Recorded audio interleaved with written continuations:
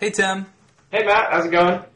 Doing well. A lot of exciting stuff happening out there today. It's been a very busy week. Indeed, thanks for filling in for Bill, who once again is on assignment.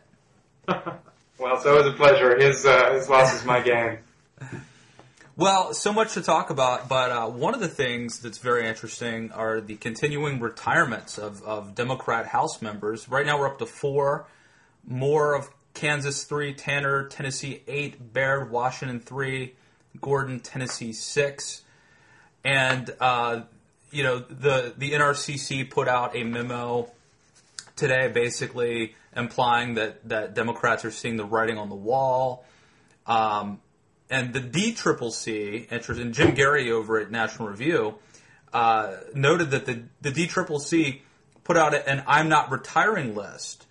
But of note, is that there were some people who weren't on that list. There were some Democrats who weren't on that list, including Rick Boucher of Virginia, John Spratt of South Carolina, Leonard Boswell of Iowa, Barron Hill, Indiana, Vic Snyder, Arkansas, Alan Boyd, Florida, Mike Ross, Arkansas, Nick Rahal, West Virginia. So my question to you is, from what you're hearing on the ground or just your sort of intuition,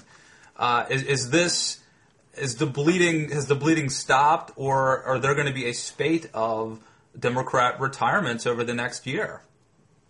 I think it's sort of hard to say. I think we'll definitely see a few more retirements, but I think that blog post is kind of misleading because, you can list off any 10 incumbents who might be in tough districts and wonder if they're retiring and sort of raise, concerns about them. As you're getting at here, and as Gary is getting at, it's always a sign when there's a lot of retirements that there's going to be a big change in the makeup of the House the next year. In 2006 and 2008, there were both 20-something Republican incumbents who retired.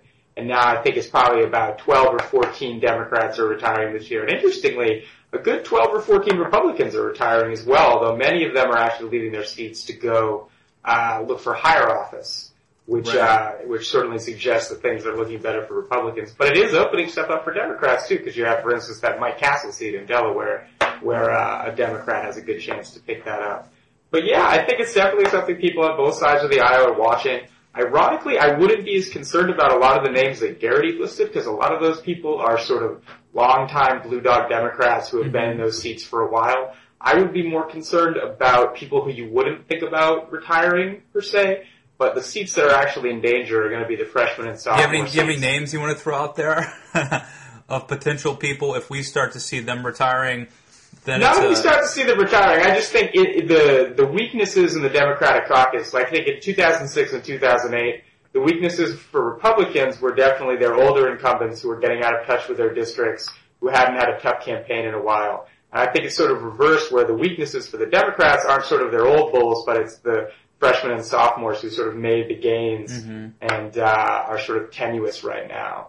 So I don't know if retirements will play as big a role as they have in the past, but you saw it in 94 when a ton of Democrats retired, and if it keeps going and becomes more of a trend, if it breaks into the 20s, then that's going to be a serious issue for the House Democrats, I think. We'll keep an eye on it to see whether this is a harbinger of things to come or not. So that's the Democrats' problem.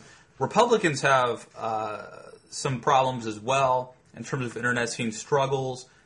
And sort of the latest seems to be, and National Journal's Hotline's been covering this pretty well, but this sort of issue with the National Republican Senatorial Committee. As you may recall, they really came under sharp criticism earlier this year when they endorsed Charlie Crist immediately upon entering the race. And then, we had the House race, New York 23, with Didi Scozzafava. Apparently that sent a signal that the Republican establishment maybe should stay out of endorsing candidates in primaries. And so then the NRSC seemed to back off. They seemed to say, we've endorsed Chris, but we're not going to really get involved anymore. We're not going to give any money. But the latest is that, Red State has uncovered the fact that, this Senate race, the attempt to oust Barbara Boxer in California, Carly Fiorina, who's running against Assemblyman Chuck DeVore. Carly Fiorina, former CEO of Hewlett-Packard, running against Chuck DeVore, and the NRSC have not endorsed her officially, but there have been all along speculation that they're sort of covertly helping her campaign. And the latest is that they have a joint fundraising operation with her.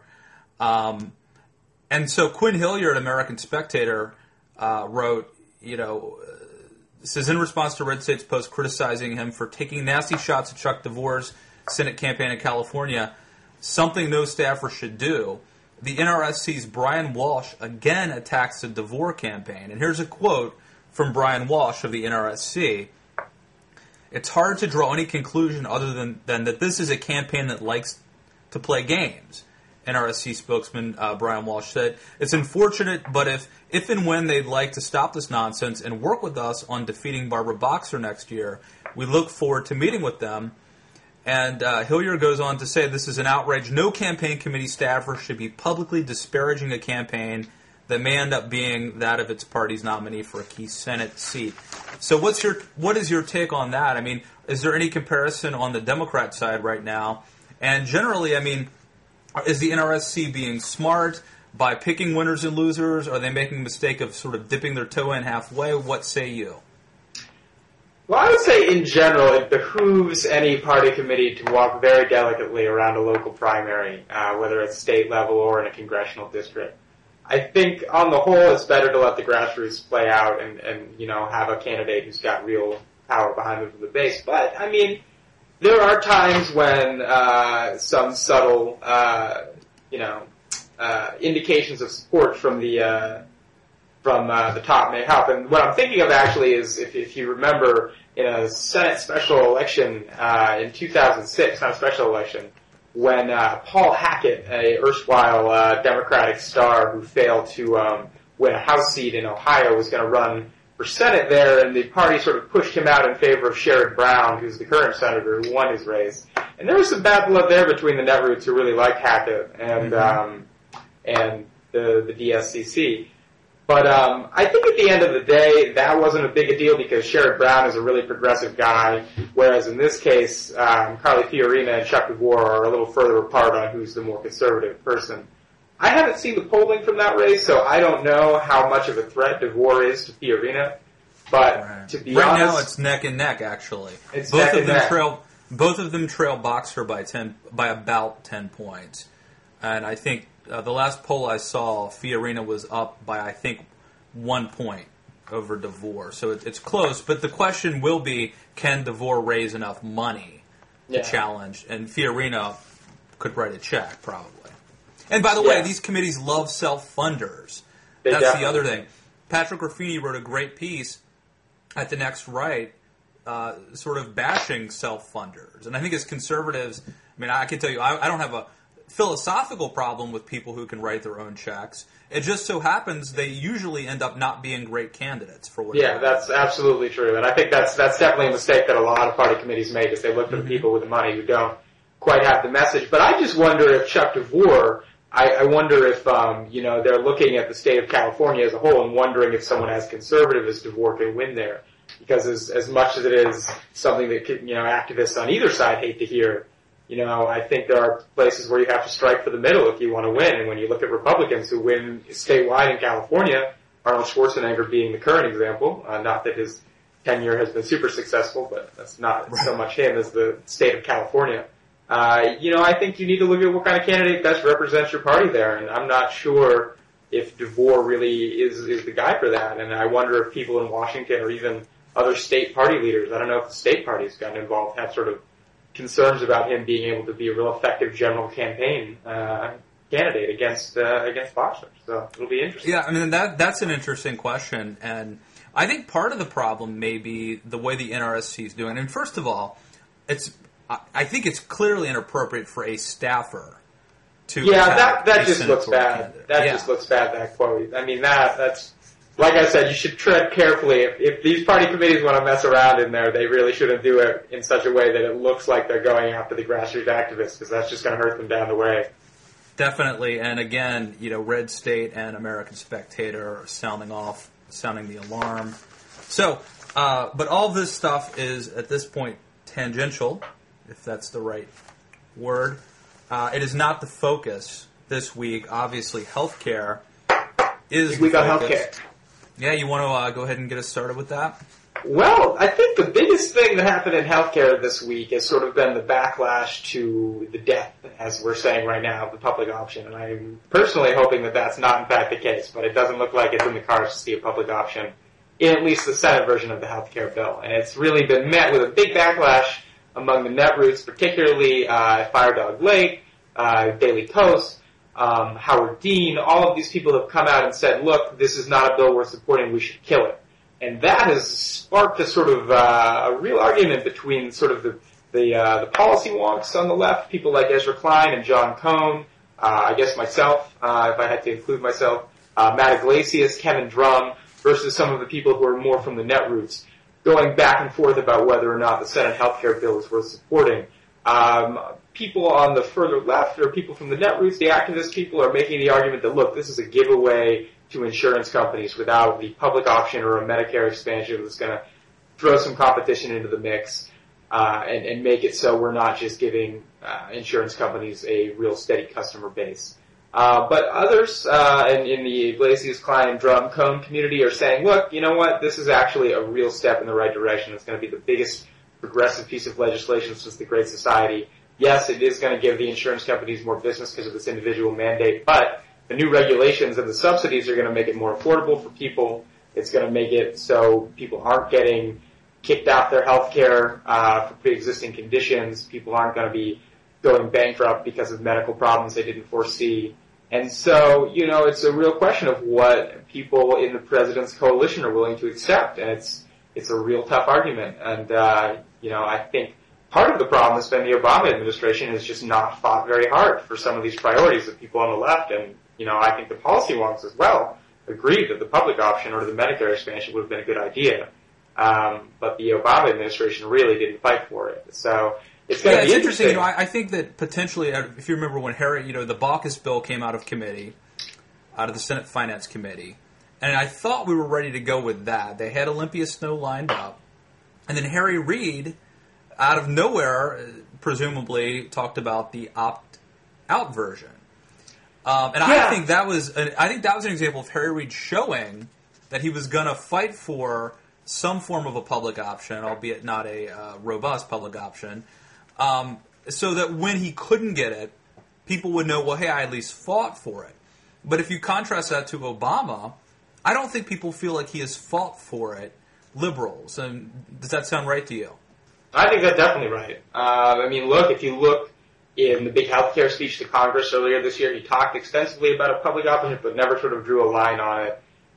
You know, you never saw a real consolidated whipping effort. You never saw people making calls. You never saw sort of the heavy pressure that a president can put on a member of Congress to do it. Now, look, I want to make clear, though, that, you know, the president can't legislate. And as much as I would like to have President Obama come in and save the day and write this bill and make it look like I want it to look, he doesn't have every tool in his toolbox to be able to do that. And I think if it wasn't Joe Lieberman, it would have been Ben Nelson or it would have been one of these other senators who would have probably shut down the public option in it. I have not thought the votes were there in the Senate for a long time, but I think he would have kept his coalition together had he shown more effort on that front. You mentioned Lieberman, because Ezra Klein said something this week in the Washington Post. And by the way, I'm of the opinion Ezra Klein is great.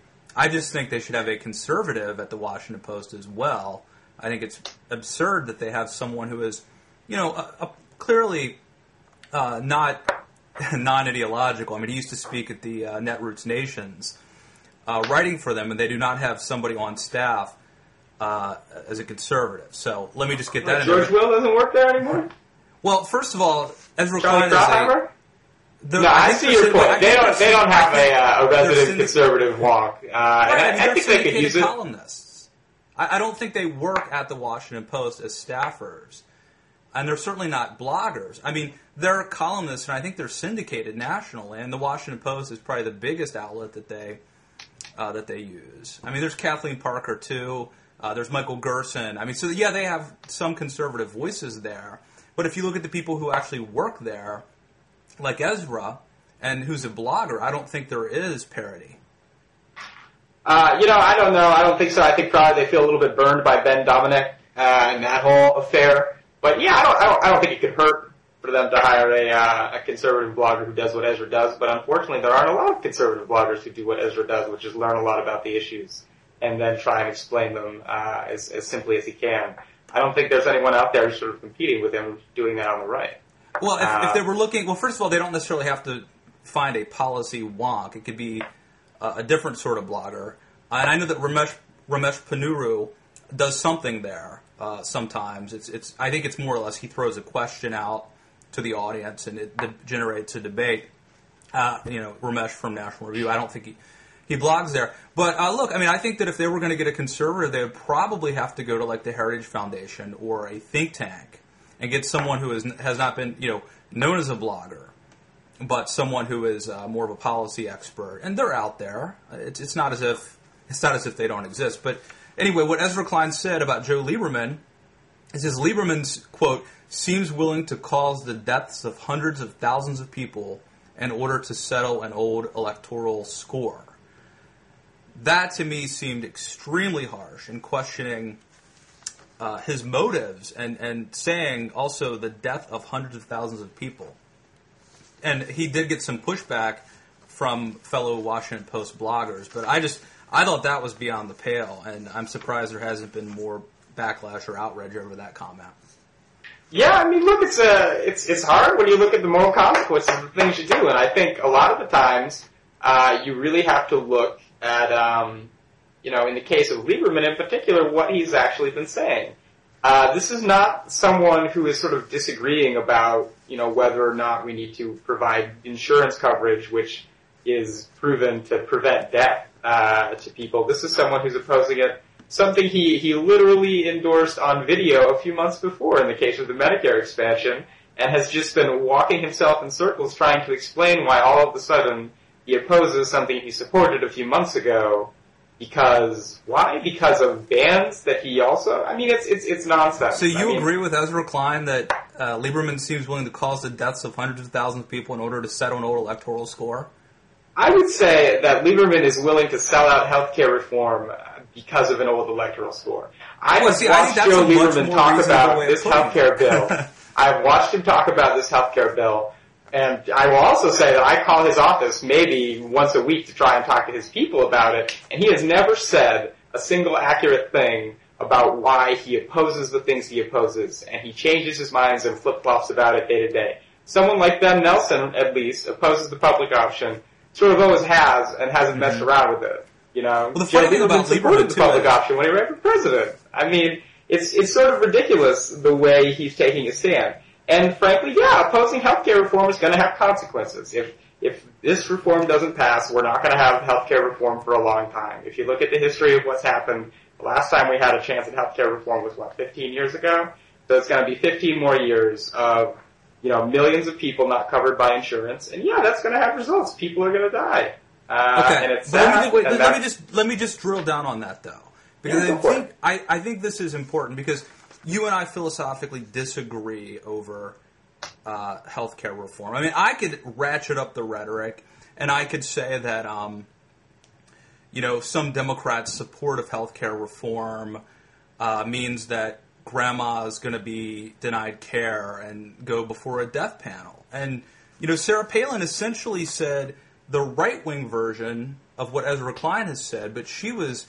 I think that's a pretty false analogy, because the thing is that the death panels were never there. Those were assisted ways for doctors to talk about end-of-life care, and, there was never any question that people would be denied care because of those discussions. Whereas, if there's no health insurance reform, people are not going to get the care they need. That's a fact. Look, I think number one, I can make just as good of an argument that Palin's right as you could that Klein's right. But putting that aside, because we're not going to agree on that, my point is that the rhetoric, my point is that this is a guy who writes for the Washington Post. And to say that Lieberman seems willing to cause the deaths of hundreds of thousands of people might be fine at Firedog Lake, might be fine at the Daily Kos.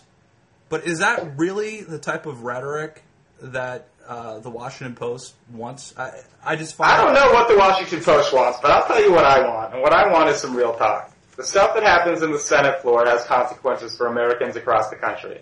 It has real consequences in the case of healthcare reform about whether or not people are going to get their checkups, whether or not kids are going to get their shots, whether or not old folks are going to be able to go back to the doctor for that follow-up appointment and maybe catch something they missed the first time. Look, I happen to think that more people will be healthier and that we'll have freedom and that people won't die if we allow the American system to work. We vastly disagree on that, but that's not my point because I'm not going to convince you, you're not going to convince me.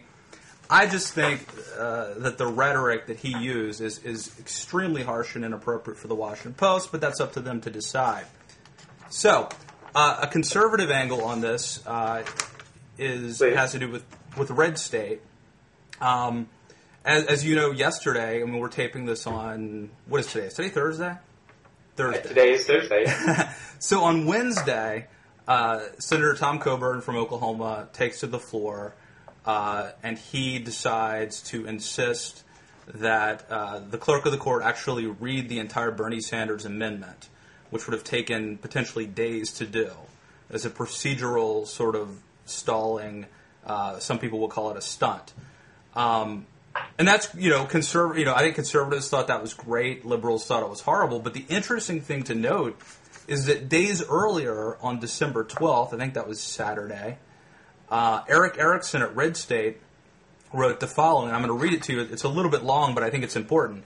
The Senate, unlike the House, this is Eric, the Senate, unlike the House of Representatives, has parliamentary rules and procedures that give the minority the ability to stall legislation. In fact, unlike the House, the minority have the ability to virtually paralyze the Senate. Doing so is not something we would want or expect for every bad bill that comes through Congress. But the proposed health care legislation is probably the worst piece of legislation ever considered by the United States Congress. It is the most intrusive, most damaging, most costly, most dangerous bill to the economic and personal freedom and liberty of individual Americans that Congress has ever considered. If there is any bill that deserves being stopped by shutting down the Senate, it is this one. There are a whole series of parliamentary maneuvers that could be used by Republicans to stop this bill. There's a hard backstop to the current process Christmas. The Republicans' goal should be to prevent Reid from passing the bill before that time. If he goes past Christmas and is forced to adjourn or recess, the momentum will shift in favor of those opposing the bill. How could this be done? To start with, they should stop constantly agreeing to unanimous consent. Well, I think we get the idea, man. I mean, people can click on the link. Thank you. Thanks for informing me of how this show works, because they obviously hear each and every week. My point is, let me ask you your opinion of this, since you're obviously an expert. Did the Republicans take their cues from a blogger? And I'll let you talk. Well, I will say a couple things. One is, it's certainly possible. I mean, I don't know. I know Red State is obviously a very popular blog on the right. I assume Republicans in Congress read it, and I'm sure they take it seriously because I know that there's a lot of people behind it. But I think if you look a few weeks back, Judd Gregg actually released a letter outlining a series of procedural maneuvers that he wanted his colleagues to be aware of so that they could do exactly what Eric is talking about, which is to try and obstruct this bill and prevent it from going through Congress. But what I think, more broadly, I guess in our democracy, I wonder if it is in fact the best thing to be doing, to be using these procedural tactics to obstruct this bill, or any bill for that matter, instead of just having an up or down vote on it. And I know that's certainly a controversial thing given the filibuster battles back in 2005, but I think, I am certainly coming down on the side that we should not have so many obstructions in our, policy-making system, so many veto points. And I weighed, of course, the charges of hypocrisy because of the cheerful use that the Democrats made of the filibuster and other such maneuvers during their time, but I am willing to concede that that was a bad idea and that we ought to look forward to some kind of... Very convenient of you to concede that now.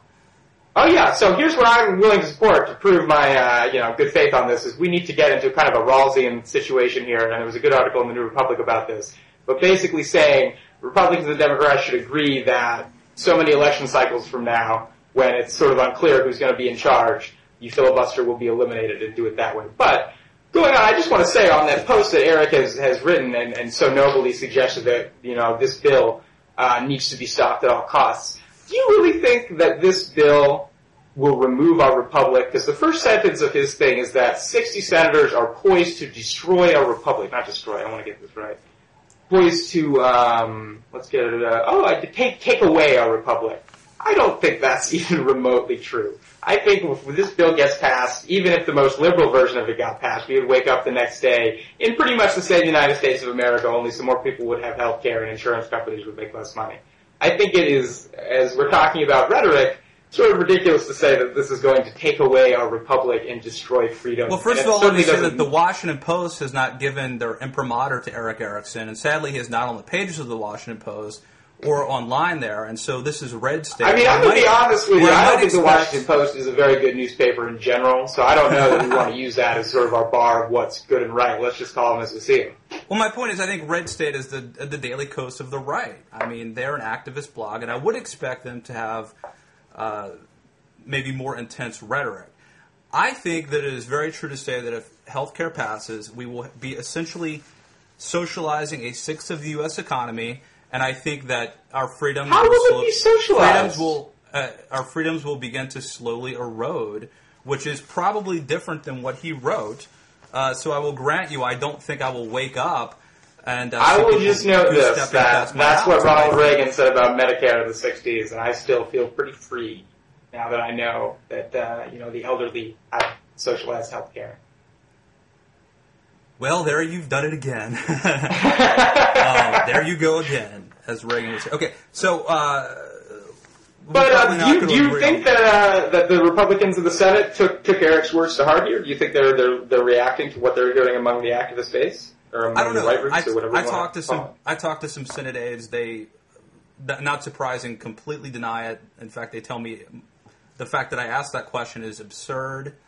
But look, there were amendments that passed before, and Republicans didn't have any stalling mechanisms or didn't attempt to slow things down. So it does strike me as interesting that they conveniently decided to actually fight back, using parliamentary rules a couple days after Erickson writes this post. Now, I'm told that it wasn't just Coburn, that this was a part of a larger strategy, that Mitch McConnell had been in on it, and that this was sort of part of the plan all along. Maybe that's so. Again, there was that letter from Judd Gregg, and I don't want to take anything away from Eric, because I don't think, Republicans and by the way, do Eric's it not unless they pushing sound this. like they... But they've definitely been thinking about it. I'm sorry? Sorry to interrupt you. Eric, it's not like Eric is pushing this. I mean, I'm the one asking this question. Eric, and, you're not saying it, but I don't want anybody to think that Eric is claiming credit for this, because he's not. I'm the one who sort of found it just interesting, but the odds are it's a coincidence that great minds think alike. So, well, I think it's like any other situation where you have people in a party. You've got to push your representatives to show some backbone on the issues that matter. And obviously, if Republican senators are getting the sense, as I think they probably are, as they're supposed to demonstrate that that their constituents wants them to hold up health care, they're going to be more likely to do it. And maybe it's also possible that this is an idea that they had, and Eric helped push them over. It was should we do it or not? So who knows? But it is interesting, and it will be interesting to see if it continues, because what happened is Sanders, I guess a socialist who caucuses with Democrats, he decided to withdraw his amendment, which apparently broke the rules according to, I guess, Rule 15, Paragraph 1 of Riddick's Senate procedure. Unanimous consent is required to dispense reading such an amendment. That does the Republicans little good, to be technically right. It happened after about, I guess, 2 or 3 hours. Sanders rescinded the amendment, and so the debate went on. But we'll see what happens, and don't be, I think Coburn has promised more of these hijinks to come. So we'll see. And again, there could be backlash to this, like when the Republicans shut down government, in the 90s. But then again, if Democrats squash it, that looks bad too. It's very hard to tell how these procedural gambits are going to play out in the public eye. I think on the whole, most people don't really care what how process works out in the Senate and the House. I think they care mostly about the results. And that's, I think, why the government shutdown was such a thing, because people could see what happened when those process shenanigans went too far. So yeah, it's going to be interesting to see how both parties play this. One last thing I wanted to bring out, anything else on the procedural obstructionism of our friends in the Senate? The last thing I have is today the Note reported that Harry Reid said we will have a bill in the Senate by Christmas. So that will depend on how much of these shenanigans go on. So will indeed. Well, I just wanted to mention, given your concerns about this healthcare bill being pretty bad for us and our freedom, that you have a friend, and you have a friend in Governor Howard Dean, who wrote today in the Washington Post, our favorite newspaper apparently, that we progressives ought to be trying to kill this bill because it doesn't have the public option. And he too has been met with a lot of backlash from people on the blogs saying that even his healthcare plan in 2003, when he ran for president, was worse than the reforms, worse from the left point of view than the reforms currently in the Senate now. And I just wanted to ask, how do you feel siding with Howard Dean? It's interesting. I really feel like Howard Dean, he and I are complete opposites politically. I mean, we're agreeing on this. We both want to kill the bill, but for completely different reasons, and we're very different politically, and that goes without saying. But I truly have a lot of respect for Howard Dean. I really do. Even though I disagree with him, I feel like he's the guy you want on your side fighting with you. He's not going to cave in. He's not going to go along to get along. He's not going to try to cut a deal. I think he's a true believer. I think he stands on principle. And I think he didn't get credit for all the good work he did as chairman of the DNC. There's clearly a schism between him and the Obama administration and some of the people there. But he did a great job at the DNC. I think that you could just look at the results and say that. And I admire him for his toughness and his tenacity, even though we disagree. I find myself kind of admiring him for his toughness. Yeah, I don't think anyone questions his toughness, just his political judgment. And I think you're absolutely right that he did not receive the credit he deserved for the work he did as the chairman of the DNC. But I do think that he is off on this call. And I think it's because he sees his role as sort of the guy outside of government to try and push these issues and try and make sure that the bill gets as far left as it can. And he can afford to do that, not sitting in elected office. But I think the worry is when you start listening to too many people who don't have to go before the voters and sort of make their case that way, that you end up with some policy decisions that aren't, quite so real world. So it's going to be interesting. Yeah. But I do think it's funny to look back at how far we've come since Howard Dean's original proposal for healthcare reform back in 2003, because it really is shades away from even the weakest thing we're thinking about passing right now. It didn't even get to universal healthcare. So it's going to be interesting to see how this turns out and where Howard Dean comes down at the end of the day, and also what they do in the House with this bill. Well, I think a couple things are interesting from that. Number one, anybody who opposes this, clearly there are people who will dig into their past and try to find an example of hypocrisy. Whether it's Lieberman on the right or Dean on the left, if you say something bad about this bill, they will dig up something about you and try to say that you're changing your tune on it. So clearly, are you surprised? Don't we do that with everything? Isn't that what we do? It just seems like people are ratcheting it up on this one, but maybe it's just me. The other thing I will say is, you might be right, and there's always a tension between the people who actually have to get things done versus the kind of utopian ideologues. I mean, we see it on the right with the people like the American Life League who think the national right to life are a bunch of sellouts, or Gun Owners of America who thinks the national right to life is a bunch of sellouts. And there's a tension there between the people who sort of have the freedom to not have to pass bills. And sometimes they're right and sometimes the other side's right. But look, I think Democrats are in danger of doing what Republicans did. Republicans passed, Medicare Part D. They passed No Child Left Behind. They did it because Bush had to pass something, because Bush begged them and said it would be a disaster and it would ruin his administration if they didn't pass it. And so we had conservatives, many of whom put their reputations on the line to vote for something that they really didn't believe in, that they really didn't like. And I think maybe there's a danger that this is happening to Democrats, to liberals, actually. That in order to save Obama's hide, some of them are voting for bills that aren't really good, that they don't really believe in. And maybe it's going to work out the way it worked out for Republicans.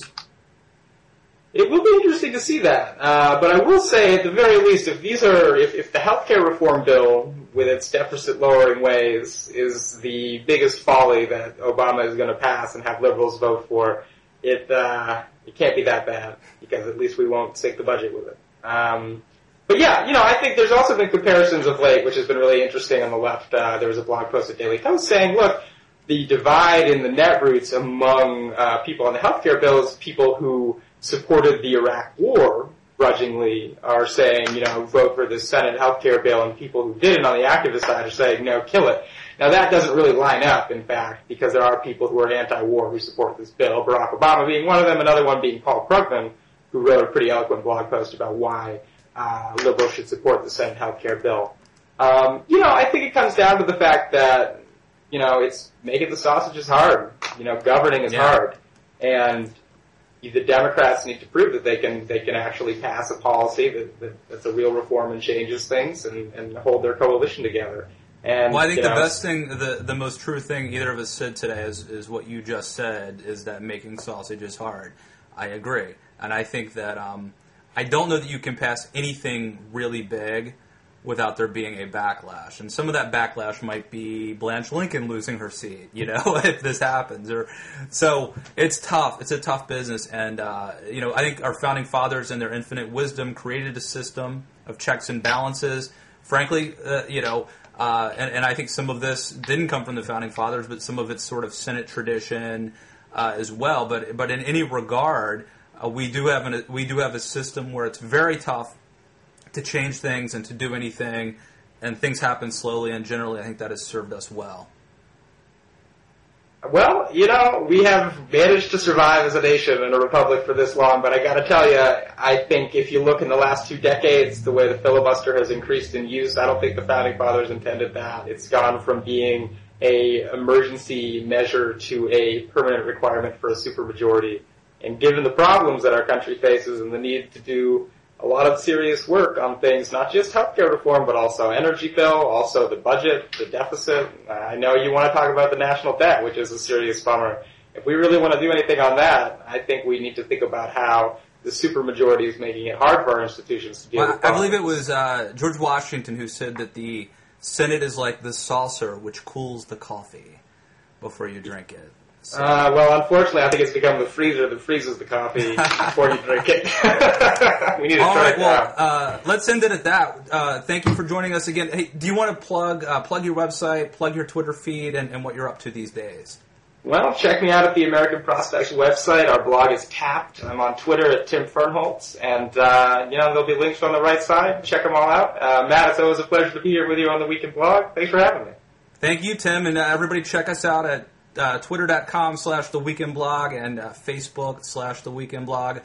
For Tim Fernholz, I am Matt Lewis, and wherever you are, Bill Share, have a martini for me, and we'll see you in the new year. Thanks, Happy holidays, everybody. Take it easy, mate. Thanks.